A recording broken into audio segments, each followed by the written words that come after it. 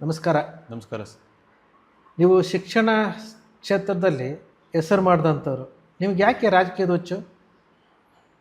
ಶಿಕ್ಷಣ ಕ್ಷೇತ್ರದಲ್ಲಿ ಹೆಸರು ಮಾಡಿದ್ದಕ್ಕೆ ರಾಜಕೀಯ ಹುಚ್ಚು ಬಂದಿದ್ದು. ಯಾಕಂತಂದರೆ ಶಿಕ್ಷಣ ಕ್ಷೇತ್ರ ಅನ್ನೋದು ಎಷ್ಟು ಕಡೆಗಣನೆ ಆಗಿದೆ ಅಂತಂದರೆ, ಈಗ ಶಿಕ್ಷಣದಲ್ಲಿರುವ ಅಸಮಾನತೆ, ಅದರಿಂದನೇ ಬೇರೆ ಎಲ್ಲ ಅಸಮಾನತೆಗಳು ಇದ್ದಾವೆ ಅನ್ನೋದು ನನ್ನ ಬಲವಾದ ನಂಬಿಕೆ.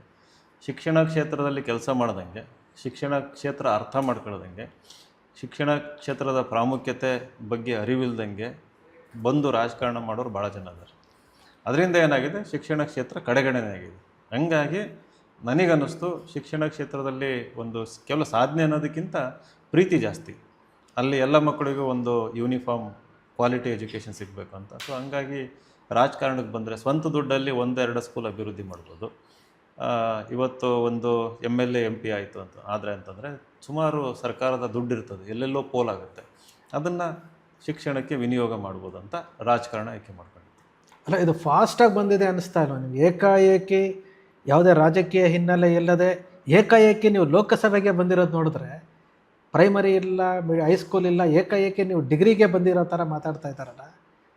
ನಿಮಗೆ ಈ ಲೋಕಸಭಾ ಚುನಾವಣೆಯಲ್ಲಿ ಆದಂತಹ ಅನುಭವ ಇದೆಯಲ್ಲ, ಅದು ಏನು ಪಾಠ ಕಲಿಸಿದೆ ನಿಮಗೆ? ಸೊ ಮೊದಲನೇ ಇದರಲ್ಲಿ ಎರಡು ಪ್ರಶ್ನೆ ಇದ್ದಾವೆ. ಮೊದಲು ಏಕಾಏಕಿ ಬಂದಿದ್ದು.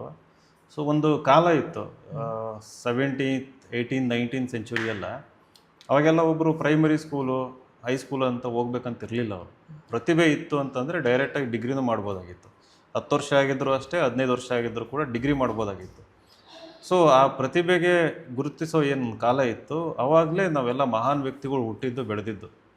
ಈಗೇನಾಗ್ಬಿಟ್ಟಿದೆ ಅಂತಂದರೆ, ಆ ಪ್ರತಿಭೆ ಒಂದು ಸುತ್ತು 2-3 ಸುತ್ತು ಇವೆಲ್ಲ ಪ್ರತಿಭೆ ಇದ್ದರೂ ಕೂಡ ನೀನು ಹಿಂಗೆ ಬರ್ಬೇಕು ಅನ್ನೋದು ಎಲ್ಲೋ ಒಂದು ಕಡೆ ಬಂದುಬಿಟ್ಟಿದೆ. ಅದು ತಪ್ಪು ಅಂತ ನನ್ನ ಭಾವನೆ.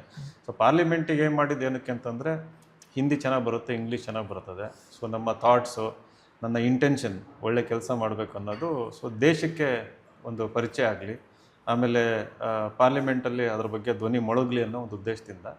ಎರಡನೇದು ಕ್ವಶನ್ನು, ಪಾರ್ಲಿಮೆಂಟ್ ಎಲೆಕ್ಷನಿಂದ ಏನು ಪಾಠ ಕಲ್ತ್ರಿ ಅಂತ. ಸೊ ನೀವು ಹೇಳ್ದಂಗೆ ನೇರವಾಗಿ ದೊಡ್ಡ ಕ್ಷೇತ್ರಕ್ಕೆ ಎಂಟ್ರಿ ಕೊಟ್ಟಾಗ ಹಲವಾರು ಅಡೆತಡೆಗಳು ಬಂದವು. ಆಮೇಲೆ ಹೋಗ್ತಾ ಹೋಗ್ತಾ ಜನಗಳ ಪ್ರೀತಿ ವಿಶ್ವಾಸ ಗಳಿಸ್ದಂಗೆ ಲಕ್ಷಾಂತರ ಜನಗಳು ಸಂಪರ್ಕಕ್ಕೆ ಬಂದ ಹಾಗೆ ಬೇರೆ ಬೇರೆ ಪಾಠಗಳನ್ನು ಕಲ್ತ್ವಿ. ಮೊದಲನೇ ಪಾಠ, ಎಲ್ಲರೂ ನಿಮ್ಮ ಜೊತೆಗಿರಲ್ಲ, ಬಿಟ್ಟೋಗೋರು ಜಾಸ್ತಿ ಇರ್ತಾರೆ, ಬರೋರು ಕಡಿಮೆ ಇರ್ತಾರೆ ಅಂತಂದು. ಗಟ್ಟಿಯಾಗಿ ನಿಲ್ಲೋರು ಭಾಳ ಕಡಿಮೆ ಇರ್ತಾರೆ. ಎರಡನೇದು, ಜನಗಳ ಮನಸ್ಸಲ್ಲಿ ಯಾವಾಗಲೂ ಒಂದು ಭಯ ಇರ್ತದೆ ಅನ್ನೋದು. ಅಂದರೆ ಹಲವಾರು ಭಯಗಳಿದ್ದಾವೆ. ಒಂದು ರಾಜಕೀಯ ಪಕ್ಷಗಳ ಭಯ ಇರ್ತದೆ, ರಾಜಕೀಯ ಲೀಡ್ರುಗಳದ್ದು ಒಂದು ಭಯ ಇರ್ತದೆ, ಅವ್ರ ಊರಲ್ಲಿರೋ ಲೀಡ್ರುಗಳು ಭಯ ಇರ್ತದೆ. ಆಮೇಲೆ ಇಂಥವ್ರ ಜೊತೆ ಹೋದರೆ ನಾಳೆ ನಮ್ಮನ್ನು ಏನು ಮಾಡ್ತಾರೆ ಅನ್ನೋದು ಒಂದು ಭಯ ಇರ್ತದೆ. ಎಲ್ಲೋ ಒಂದು ಕಡೆ ಜನಗಳು ಭಯದಲ್ಲೇ ಬದುಕ್ತಾ ಇರೋದು ಅನ್ನೋದು ಒಂದು ಪಾಠ ಕಲಿತಿದ್ದು.